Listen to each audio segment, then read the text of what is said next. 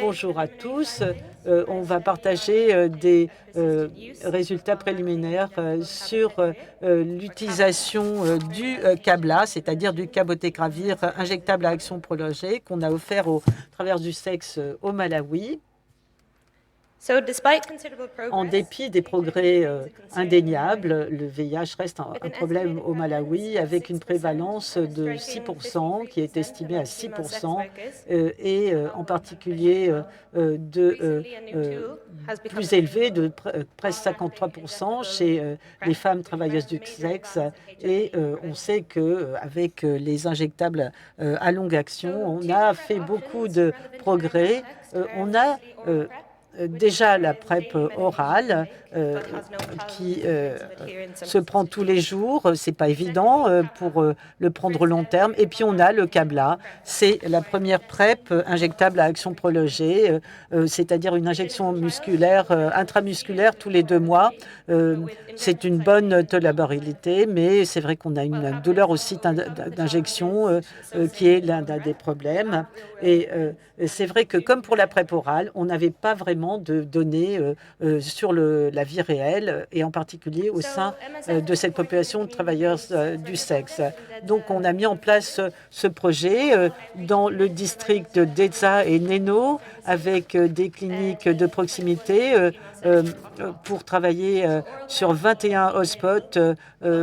On avait déjà la PrEP orale qui était disponible, mais l'adoption n'était pas vraiment bonne. Le Cabla a été introduit en janvier 2025 avec une capacité initiale un petit peu limitée parce qu'il n'y avait pas assez de produits disponibles et on a donc regardé son utilisation.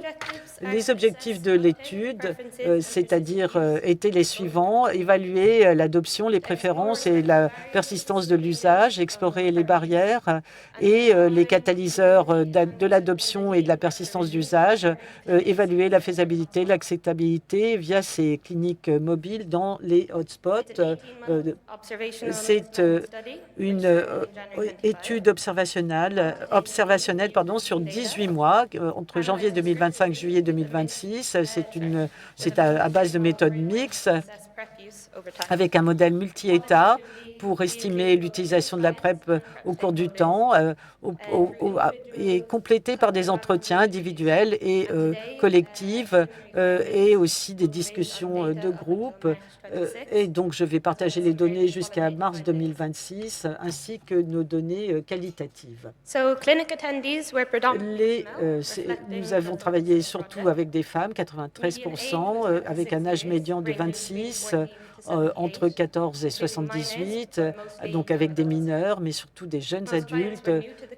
La plupart n'avaient jamais venu à la clinique et le travail du sexe était soit le revenu principal, soit occasionnel.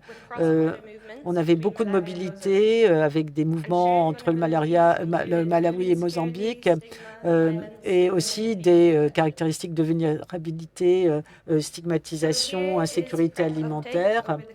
Voilà ici la période d'observation. On a eu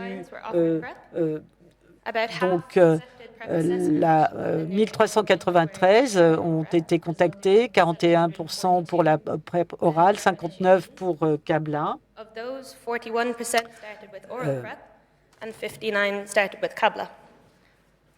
And just to note as well that 70% actually prefer. Donc 742 sur les 1393 ont été démarrés sous PrEP et 70% préféraient le Cabla. Mais on n'a pas pu le donner à tout le monde parce qu'il n'y avait pas assez de produits disponibles. Vous voyez ici la prescription au cours du temps.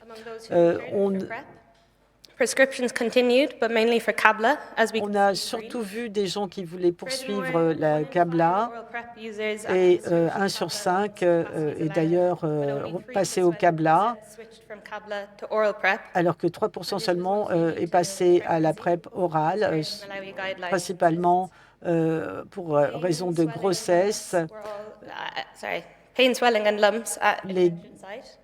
On a rapporté aussi des most commonly on the first 4 injections. œdèmes et douleurs au site d'injection. Mais bon, en tout cas, on n'a pas noté d'interruption du traitement en raison de la douleur.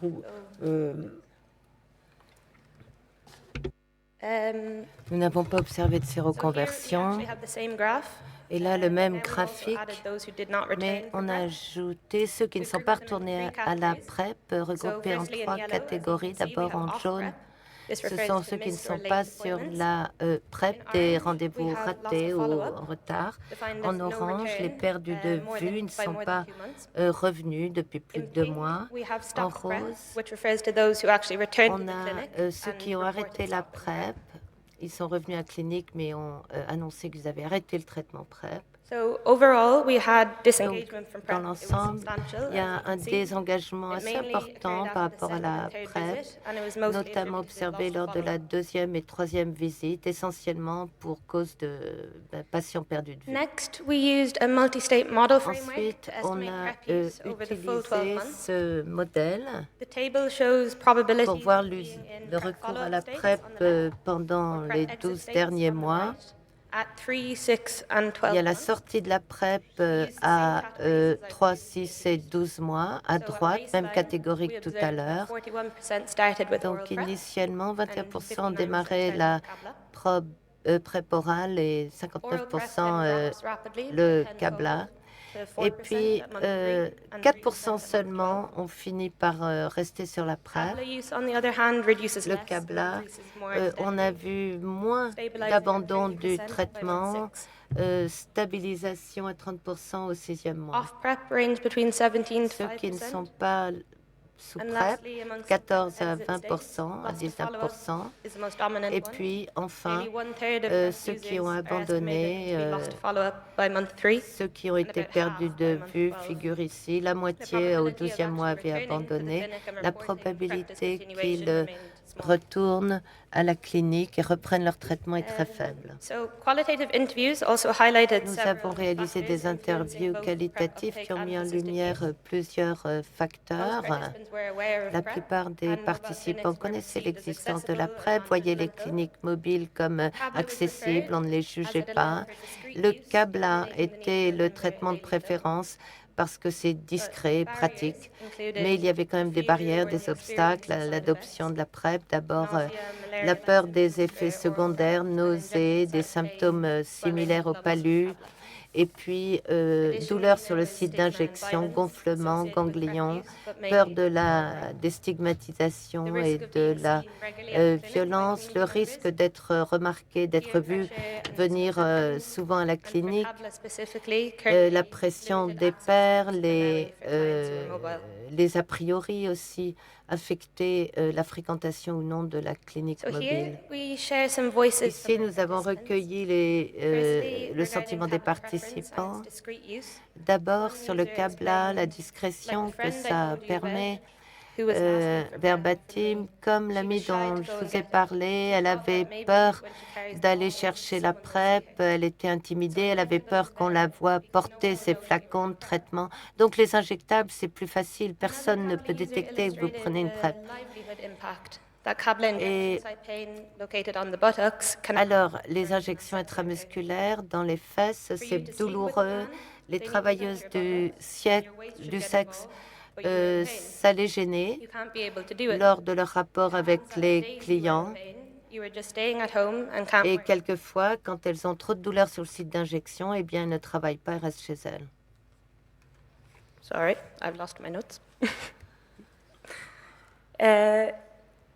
So, in summary, donc, en résumé, nous avons observé une adoption modérée de la PrEP avec une forte préférence pour le Cabla. With the probability of staying active at 12 months around 10-fold higher. Les travailleuses du sexe pouvaient justement trouver beaucoup plus pratique de prendre le Cabla. Elles pouvaient continuer à travailler. PrEP uptake and persistence were shaped by contextual, social, and et l'observance bien dépend de plusieurs facteurs, du contexte, mobilité, saisonnalité du travail sexuel, les facteurs sociaux, la peur de la stigmatisation. Comme nous l'avons vu, le CABLA a prouvé son potentiel de renforcer l'adoption de la PrEP et sur la durée parmi les travailleuses du sexe, mais il y a aussi certaines lacunes, des trous dans la raquette. Il faut faire davantage de sensibilisation, lutter contre les préjugés et les idées fausses, renforcer les conseils, favoriser le soutien par les pairs, prendre, se coordonner avec les sites du ministère de la Santé, travailler sur des modèles qui permettent aussi l'adoption en continu et sur la durée de la PrEP. Merci beaucoup.